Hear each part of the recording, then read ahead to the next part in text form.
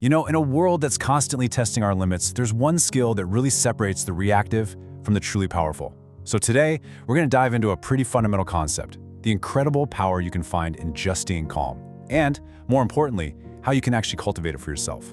Just think about it for a second. That sudden email with some bad news, a frustrating comment someone makes in a meeting, or some unexpected obstacle that just pops up out of nowhere. For most of us, the reaction is instant, right? Anger, fear, stress, they just take the wheel, and it happens so fast we don't even see it coming. But we've all seen those people who seem to operate on a completely different level. Picture a surgeon in the middle of a complex operation, or an elite athlete in a championship game. When the pressure is at its absolute highest, they stay composed, thoughtful, and totally in command. Now, this isn't an accident. It's a skill, and honestly, it's the very foundation of their power. So first, let's unpack why our natural reactions, if we just let them run wild, can become a huge liability. This is all about the danger of just reacting. This right here is the heart of the problem. The second a strong emotion like anger or fear floods your system, the logical, rational part of your brain, well, it pretty much gets shoved aside. It's often called an amygdala hijack, and it pushes you to act purely on impulse, not on intellect. And when you see it laid out like this, the difference is just stark. On one side, you've got the emotional reaction. Logic is out the window. You act way too fast, and you end up exposing your weaknesses, kind of like showing your hands in a card game. But on the other side, with a controlled response, logic is still in charge. You give yourself a moment to actually assess the situation, and what happens? You end up controlling it instead of it controlling you. And that's really the ultimate takeaway, isn't it? When you can master your internal state, that mastery translates directly to your external environment. Your composure becomes your greatest strategic advantage. Okay, so if being reactive is the danger, then calmness is the advantage. Let's dig into how a calm mind leads to clearer, way more effective decisions. This is literally what happens in your body. Stress puts you into tunnel vision. All you can see is the threat right in front of you.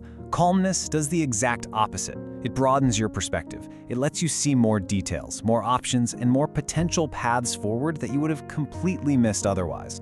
You know, it's not some kind of magic trick. They're not predicting the future. They are simply operating with more information. Because their minds aren't all clouded up with emotional noise. They can process what's happening right now with so much more clarity. And that clarity is what lets them anticipate what's coming next. All right, now we get to the really practical part. This isn't just some theory, it's a skill you can actually build. So here's a simple but really powerful toolkit with 3 techniques to put you back in the driver's seat. And the answer, you'll see, begins not with some huge grand gesture, but with small, intentional actions you can start practicing in the heat of any moment. Just remember these 3 steps. Pause, breathe, detach. Think of them as your immediate defense against that emotional hijack we talked about. So let's break down what each one actually means. First up is the pause. It sounds almost too simple, but it is profoundly effective. The moment you feel that surge of emotion, just stop. Take 3 seconds. That tiny little gap is enough to break the circuit of pure impulse and allow your rational mind to come back online. You'd be surprised how often the most powerful response is just a moment of silence. Second, get a handle on your breathing. This is a direct biohack for your nervous system. See, when you're stressed, your breath gets short and shallow. By consciously slowing it down, a nice slow inhale through the nose and then an even longer exhale, you're sending a physical signal to your brain that says, hey, there's no immediate danger here. Your body starts to relax and your emotions will follow right along.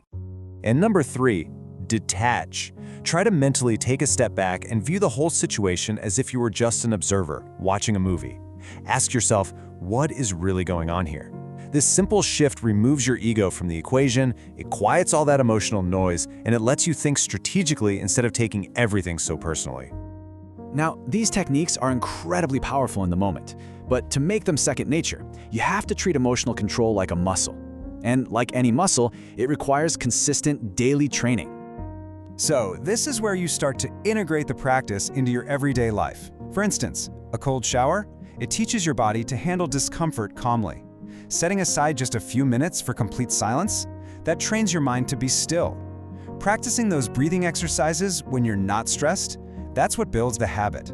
And taking a moment to reflect on your day helps you learn from your reactions, both good and bad. And this, right here, is probably the most empowering idea of all. Nobody is born with perfect emotional control. It is a skill. It's forged through deliberate practice and discipline, and that means anyone can develop it. Just let that sink in for a moment. True power, real strength, it doesn't need to shout. It doesn't need to posture. It's quiet, it's centered, it is completely unshakable. That's the power of calm. So, the path forward is pretty clear. You train in the small moments so you can perform in the big ones. First, you master your internal world. And once you've actually done that, well, the potential for what you can achieve, for what you'll be able to master next, becomes absolutely limitless.